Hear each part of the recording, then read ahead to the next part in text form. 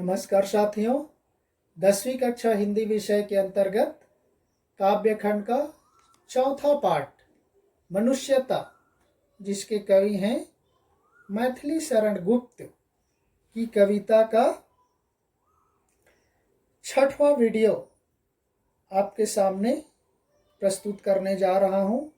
हम 5 वीडियो देख चुके हैं। किस तरह से कवि मनुष्यता के संबंध में लोगों को परोपकार करने की सीख दे रहे, किस तरह से व्यक्ति के मन में अहंकार नहीं होना चाहिए, इसके बारे में बता रहे। तो चलते हैं कवि के पदों की ओर।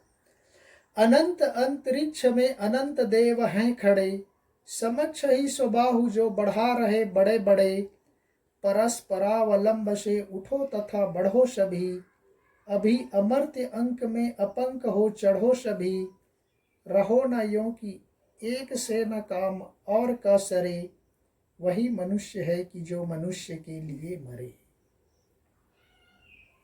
देखिए साथियों, कवि कहने लगता है अनंत अंतरिक्ष में अनंत देव हैं खड़े। हमारे विशेष रूप से हिंदू संस्कृति में कहा जाता है कि आसमान में बहुत सारे देवी देवता है। 33 कोटि देवता, 88,000 मुनि बताया जाता है। इसलिए मैंने आपको फोटो में देखो वहाँ डाल दिया हूँ। यहाँ तक कि स्वयं उस गौ माता में ही मानते 33 करोड़ देवताओं का वास होता है, इसलिए वहाँ चित्र में हमने आपको बता दिया। तो कहते हैं कवि कि अनंत उस असीम आकाश में अनेक देवता हमारी सहायता के लिए खड़े हुए हैं। बस समक्ष ही स्वबाहु जो बढ़ा रहे बड़े बड़े, हमारे सामने ही अपनी बड़ी बड़ी भुजाओं को फैलाए हुए हमारा आलिंगन करने के लिए, हमें गले लगाने के लिए अंतरिक्ष उस आकाश में अनेक देवता खड़े हुए हैं। लेकिन हम उनके साथ ऐसे ही नहीं जा सकते, क्योंकि परस्परावलंब से उठो तथा बढ़ो सभी। इसलिए उन देवताओं के पास जाना है तो परस्परावलंब से एक दूसरे की सहायता करते हुए, एक दूसरे का सहयोग करते हुए उठो, आगे बढ़ो। ऐसा एक दूसरे का सहयोग करते हुए, एक दूसरे की सहायता करते हुए सभी को एक साथ उन देवताओं के गोद में जाना है, उनकी बाहुओं में आलिंगन होना है। अभी अमर्त्य अंक में अपंक हो चढ़ो सभी।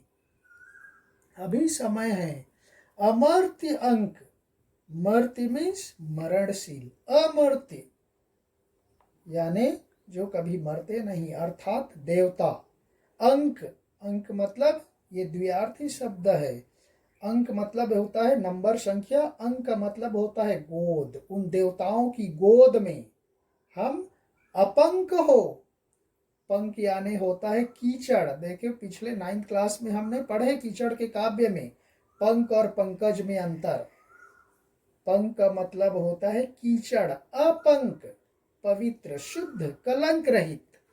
इसलिए कवि कहते हैं कि उन देवताओं की गोद में पवित्र होकर, निर्मल होकर, स्वच्छ होकर ही हम उनकी गोद में जा सकते।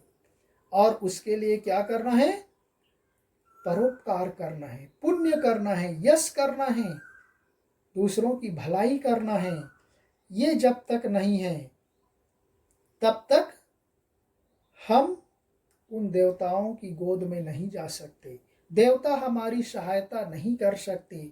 इसलिए हमें हमेशा अच्छा कार्य करना चाहिए, सत्कार्य करना चाहिए, पुण्य करना चाहिए, यश करना चाहिए। तब हम कलंक रहित होकर, निष्कलंक होकर उन पवित्र देवताओं की गोद में बैठ सकते हैं। हमारा जो अंतिम लक्ष्य है मोक्ष, पुरुषार्थ 4 प्रकार के होते हैं, धर्म, अर्थ, काम और मोक्ष। व्यक्ति का अंतिम लक्ष्य होता है मोक्ष प्राप्त करना। तो हम यदि अच्छा कर्म करें, क्योंकि व्यक्ति का कर्म ही महत्वपूर्ण होता है, इसलिए तुलसीदास जी कहते हैं कर्म प्रधान विश्व रचि राखा, जो जस करहि सो तस फल चाखा। कर्म ही महत्वपूर्ण है। हम बोया पेड़ बबूल का, आम कहाँ से होए। यदि वह व्यक्ति बुरा कर्म करेगा, गलत कर्म करेगा, दूसरे को सताएगा, परेशान करेगा, पाप करेगा, अधर्म करेगा, अन्याय करेगा, तो फिर हम देवताओं के पास नहीं जा सकते, हमें तो नरक मिलेगा। हिंदू संस्कृति में, धर्म में बताया गया है, देखे हुए जो बुरे व्यक्ति होते हैं, पापी व्यक्ति होते हैं, उसके लिए नरक होता है। और जो अच्छा व्यक्ति होता है, सज्जन व्यक्ति होता है, साधु व्यक्ति होता है, उसको स्वर्ग की प्राप्ति होती है। तो इसलिए हम अच्छे कर्म करके उन देवताओं की गोद में निष्कलंक होकर के सभी बैठ सकते हैं। रहो न यूं कि एक से न काम और का सरे।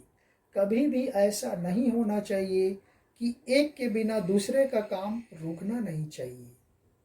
कभी भी ऐसा नहीं होना चाहिए कि वह एक दूसरे की सहायता ना करे, एक दूसरे की बिगाड़ने में वह अपना ऊर्जा खत्म कर दे। ऐसा नहीं होना चाहिए। यह कभी नहीं होना चाहिए कि एक के बिना दूसरे का काम सफल ना हो। हमेशा उसके कार्य में सफल करने में ही सहयोग देना चाहिए। तो इसलिए कवि कहते हैं कि वही मनुष्य है कि जो मनुष्य के लिए मरे। वही सच्चा मनुष्य है, सच्चा इंसान है, जो दूसरे मनुष्य के लिए जीता और मरता है, परोपकार करता है, कल्याण करता है। वही देवताओं की गोद में चला जाता है, वही इस संसार के जन्म मरण से मुक्त हो जाता है, स्वर्ग की प्राप्ति हो जाती है और उसका जीवन सार्थक हो जाता है। तो साथियों, यहीं पर ये पद समाप्त होता है। नेक्स्ट वीडियो में फिर मिलेंगे। तब तक के लिए धन्यवाद। जय हिंद।